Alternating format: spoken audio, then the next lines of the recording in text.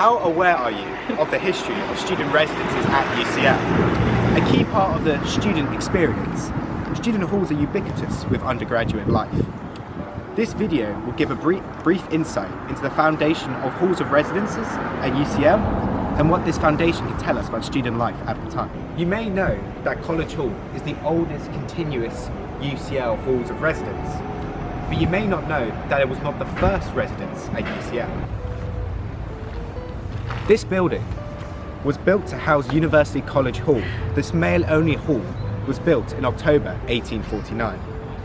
Originally built to house just 14 students, a later wing increases to 53 students due to popular demand. This was experimental and controversial at UCL. Students were often based in London, and some people questioned the need for halls at all. Additionally, there was a desire to avoid the collegiate style of Oxford and Cambridge, particularly at a time where money was tight. University College Hall already faced multiple problems. There is very little to suggest that this building used to be a centre of social activity.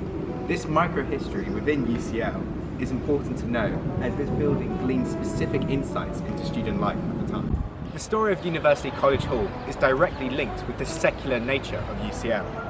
As you may or may not know, UCL was the first institution to not have any religious affiliation, unlike loads of other universities. Anglicanism was no longer a requirement for entry. This secularism was internally debated, however.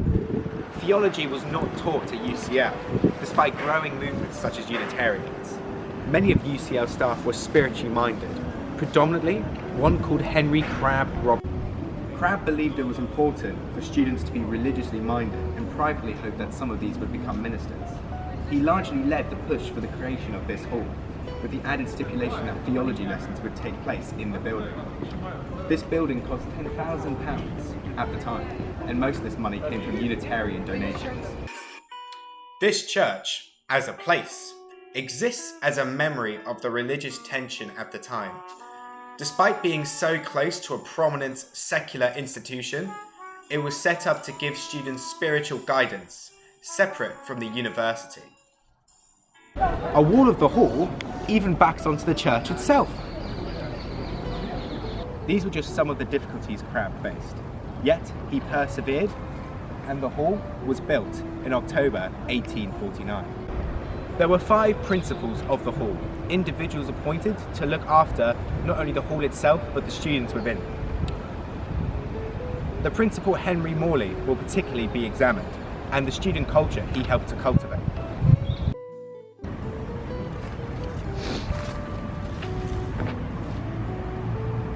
Henry Morley was the principal of College Hall from 1882 to 1887. By all accounts, he was a diligent and charismatic character.